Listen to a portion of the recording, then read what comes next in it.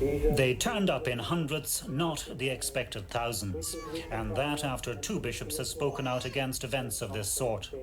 The two girls who say they see apparitions, Sally-Ann and Judy Considine, were whisked through the crowd by fellow members of a Cork-based rosary group and into the home of the priest who built the Grantstown Marian shrine, Augustinian Father Martin Butler.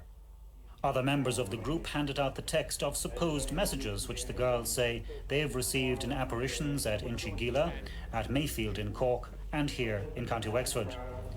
On two occasions previously, they say, they had apparitions here. Last evening again, they claimed an apparition. And as a steward told the crowd they would, the two girls appeared to go into ecstasy. They leaned backwards, moved in unison, and smiled frequently. Later, they told the crowd of their experience. I will read Our Lady's message that she gave to us tonight. It's written down because we went in and we got it, and it was written down inside for us. Okay? The message. Dearest children, I want to thank you all for joining with me in prayer. Over these times I have been appearing to show you the way of the Father and bequeath to you all a devotion to my Son, who is always present in the Church in the Eucharist. I beseech you all to open your hearts to the Lord and implore that you acknowledge his presence in your life. Go in peace, my children.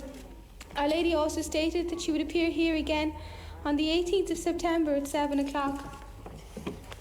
While the girls answered questions from the crowd, the evening sun came out from behind a cloud.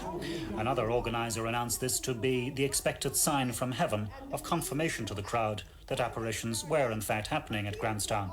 And the speaker told the crowd they could see the sun dancing in the sky. Some agreed. The Bishop of Ferns and the Bishop of Cork and Ross have spoken out against these events and have warned of damage to people's faith. But the girls later said there would be another apparition here in 2 weeks' time. But they said that if the church told them not to come, they would obey. The first time Our Lady appeared to us was on the 4th of July 1987, and we told no one. We didn't tell anyone until February the 14th, I think it was, because Our Lady asked us to tell people then. We kept it quiet to ourselves up till then, but when Our Lady asked us to tell people, we did. We actually only told about 5 or 6 people, and then it got bigger from there on, because they told other people. But is it possible that you're being used by a group to promote a situation? No. We definitely see Our Lady. We believe the messages are coming from Our Lady and that they are being given to Our Lady from our Lord. And Judy, how about the suspicion that some people would have that you're imagining it all? Well, it's up to everybody to, they have their own conscience, and it's up to everyone whether they want to believe or whether they don't want to believe. That's all I can say. But I mean, what do you believe of the perception that it could all be a delusion? You could be imagining it. Oh, I couldn't. No, I believe she's appearing to us. No, I don't think I can be imagining it. No, because the goodness that we feel when we see her, you couldn't imagine that.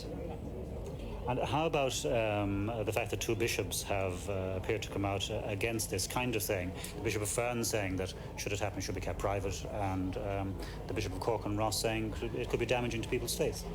The bishops have the faith of the people in their hands. They have to be very careful about apparitions and things like that, because the people's faith, it is a fragile thing that if people went away and they followed something that was not from God, they might lose their faith.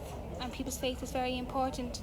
We will be guided by the Church on all matters. If the Church tell us to stop and not to go and visit with Our Lady, we won't, because Our Lady asks us to be guided by our Pope and our bishops.